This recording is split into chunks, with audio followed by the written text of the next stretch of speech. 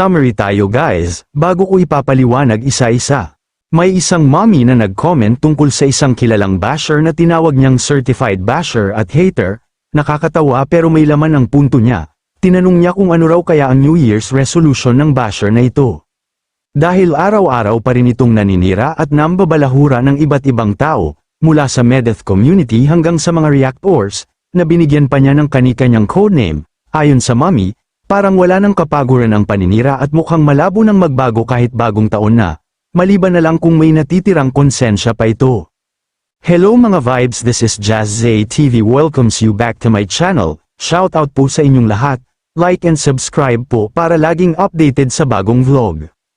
Eto na naman tayo sa isang comment section na akala mo tahimik, tapos biglang may mommy na pumasok na parang teleserye ang linya, diretso, may emosyon, at may konting tawa sa dulo. Sabi ni mommy, ang basher kaya Sir Jazz Zay, ano kaya ang New Year's resolution niya? Sa totoo lang, napaisip din ako, kasi usually di ba, pag New Year, ang resolution natin. Magpapayat mag-iipon magiging mabait iiwas sa stress. Pero ito, parang ang resolution niya yata ay, ituloy ang sinimulan. Walang pahinga, walang holiday break, walang New Year, New Me. Parang New Year, same old basher, ang nakakatawa pero medyo nakakalungkot din. Sabi ni mommy, araw-araw daw ang pambabalahura at paninira, as in consistent ha. Kung may award sa consistency, pasado na pasado. Medeth community, check. Reactors, check. Iba't ibang tao, check. May pa-codename pa raw bawat isang reactors, grabe, parang Marvel Universe pero puro kontrabida ang origin story. Doon mo mapapaisip saan ang gagaling ang lakas ng loob at oras?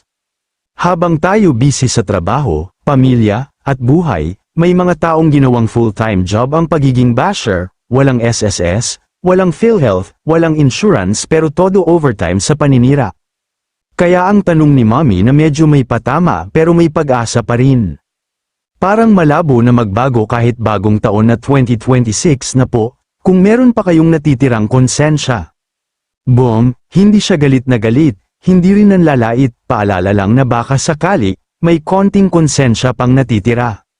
Kasi aminin natin, hindi naman masama ang magbago, libre lang yun, walang bayad, walang data.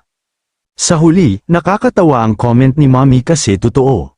Pero mas nakakatawa isipin na may mga taong mas seryoso pa sa pangbabash kaysa sa sariling buhay.